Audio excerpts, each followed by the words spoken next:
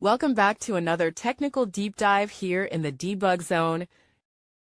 Today we're tackling a big question and breaking it down with insights from other users. Hopefully this clears up some misconceptions and helps you get the answer you need. So buckle up, stay a little curious, and let's jump right in.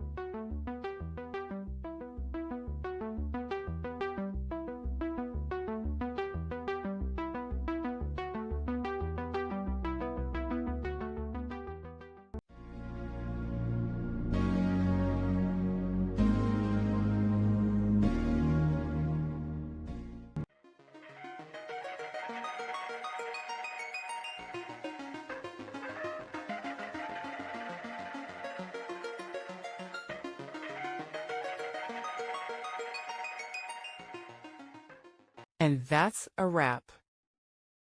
I hope you found the answer you were looking for. If you did, take a second to hit that subscribe button. It really helps out. And let me know in the comments which solution worked best for you. See you next time in the debug zone.